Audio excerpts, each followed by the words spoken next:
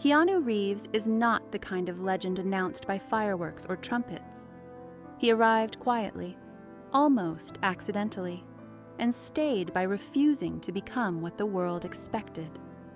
For over 5 decades, he has moved through Hollywood like a guest who never fully understands the party but treats everyone with respect anyway.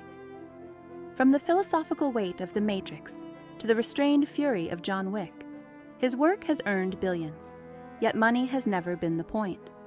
What fascinates people is not the box office, but the man, the sense that behind the fame is someone deeply human, deeply aware of pain, and unwilling to let it harden him. At 60, walking red carpets hand in hand with artist Alexandra Grant, Keanu does not look triumphant. He looks peaceful in a way that feels earned. The question people ask is not how successful he is, but how he stayed kind, how someone who has lost so much still chooses gentleness, and whether that choice is the bravest role he has ever played. Born into impermanence. Keanu Charles Reeves was born on September 2nd, 1964, in Beirut, a city suspended between beauty and instability. Even his earliest days carried the imprint of movement and uncertainty. His father left when Keanu was 3, not gradually, not with explanation, but completely. That kind of absence doesn't just remove a person, it removes a mirror, a guide, a sense of grounding. His mother, Patricia Taylor, raised her children alone, moving between countries and marriages, doing what she could to survive. Home became something temporary, something packed and unpacked. Stability was never guaranteed. Raised often by grandparents and caregivers, Keanu learned early how to observe quietly, how to exist without demanding attention. The repeated goodbyes taught him a lesson most people learn later. Nothing is permanent. Not places, not people, not certainty. This early education in impermanence didn't make him bitter. It made him attentive. When you grow up knowing things can disappear, you learn to value presence. You learn to stay gentle with what remains. Struggle, learning, and finding refuge school was not a place of comfort for Keanu. Dyslexia made learning feel like a private battle, and frequent moves meant he was always the new kid, always catching up socially and academically. He attended multiple high schools, never quite fitting into systems designed for consistency. But while classrooms overwhelmed him, the ice rink did not. As a hockey goalie, he found clarity in responsibility, standing still while chaos rushed toward him, absorbing impact so others wouldn't have to. That instinct would echo throughout his life. Eventually, theater offered another refuge. On stage, he discovered the freedom of becoming someone else, of stepping into stories where pain could be shaped into meaning. Acting wasn't about fame, it was survival. It gave him language when words on a page failed him.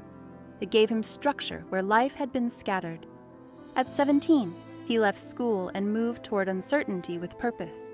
He didn't know if it would work. He only knew he needed to try. Sometimes, courage is simply refusing to stay stuck. Hollywood, without illusions. Los Angeles did not welcome Keanu with instant success. He worked odd jobs, slept on couches, and waited in endless audition lines where rejection felt routine. His first roles were small, forgettable to the world, but monumental to him because they meant survival. Hunger was real. Doubt was constant. There were moments when returning home felt like the sensible choice.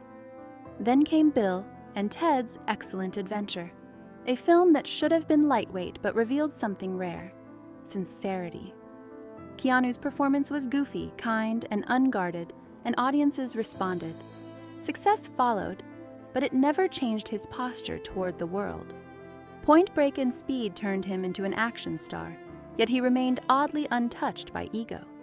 Fame arrived, but he didn't build his identity around it. He understood how fragile success was because he had known emptiness. When applause finally came, he accepted it with gratitude, not entitlement.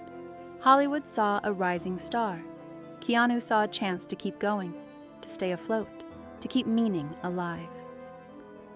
Friendship and sudden loss. Among the few people who truly understood him was fellow actor River Phoenix. Their friendship was built on sensitivity, curiosity, and a shared discomfort with fame. They talked about art, philosophy, and the future, imagining long creative lives ahead. Then, without warning, River was gone. The loss struck Keanu with a force that words could not contain. Grief didn't arrive as spectacle. It arrived as silence, as stillness. He kept working because stopping felt dangerous, but something fundamental had shifted. The world felt less reliable, less safe. Losing a friend so young teaches a brutal lesson. Time is not promised. Keanu never sensationalized that loss. He spoke of River rarely and always with tenderness, refusing to reduce him to tragedy. Grief did not make him dramatic. It made him quieter, more careful with people, more aware of how fleeting connection can be. He learned that loving deeply comes with risk, and decided it was still worth it. Family, devotion, and hope. While navigating fame, Keanu devoted much of his private life to his sister Kim, who battled a serious illness for many years. He rearranged his life to be present, attending treatments, offering care, and standing beside her when the process felt endless. Success meant nothing if it could not be used to help someone he loved. When his career reached new heights, he quietly donated to medical research, choosing anonymity over recognition. Eventually, Kim recovered. That survival mattered more to him than any award. It reminded him that love does not always end in loss. Sometimes it endures. Sometimes it saves. This period shaped his understanding of responsibility, not as obligation, but as devotion. He learned that showing up consistently is a form of heroism rarely celebrated. The world often applauds grand gestures. Keanu believed in quiet ones, in meals cooked, in hands held, in staying when it would be easier to disappear. Hope, he learned, does not shout. It waits. Unimaginable grief and endurance. Later, love returned in the form of a partner with whom he imagined a shared future. When that future was abruptly taken away, the grief was profound and deeply personal. Losing a child before ever hearing a cry is a sorrow without language. It fractures time itself. The relationship could not survive the weight of that loss, not because love vanished, but because grief became ever present. Then, not long after, another devastating loss followed.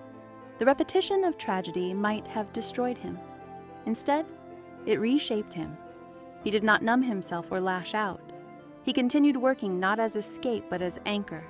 Acting became structure, a reason to get up, a way to keep moving forward without denying the pain. Keanu learned that grief does not end. It evolves. You don't overcome it, you learn how to carry it with grace. And somehow, through endurance, sorrow softened him instead of hardening him. That is not weakness. That is strength refined by fire, fame without possession. When The Matrix redefined cinema and made Keanu extraordinarily wealthy, his life did not expand outward. It narrowed inward.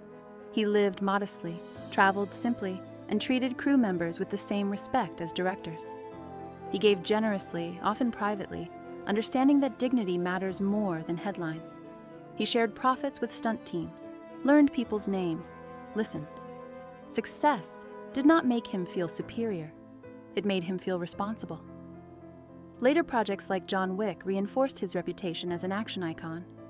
But behind the scenes, the same man remained, thoughtful, courteous, and grounded. He co-founded a motorcycle company, explored writing, collaborated creatively, but never built walls around himself. In a world obsessed with accumulation, Keanu practiced restraint. He understood that possessions do not protect you from loss. Connection does. Meaning does. The richest thing he owned was perspective, earned through survival, not privilege. Peace, love, and choosing gentleness. With Alexandra Grant, Keanu found companionship rooted in mutual respect rather than spectacle. Their relationship grew quietly, built on years of friendship and shared creativity. They do not perform happiness, they inhabit it. Two complete individuals choosing to walk together without erasing the past. At 60, Keanu Reeves stands as proof that life does not reward cruelty, but it does respond to kindness. He has known abandonment, grief, and uncertainty, and still chooses compassion. When asked about death, he once said simply that those who love us will miss us. That answer contains everything he believes. Love is what remains. Kindness is what echoes. Keanu's story teaches us that surviving is sometimes the bravest act, and that gentleness in a harsh world is not naive. It is revolutionary. If he can walk through loss and still whisper, "I'm happy to be here," then maybe we can too.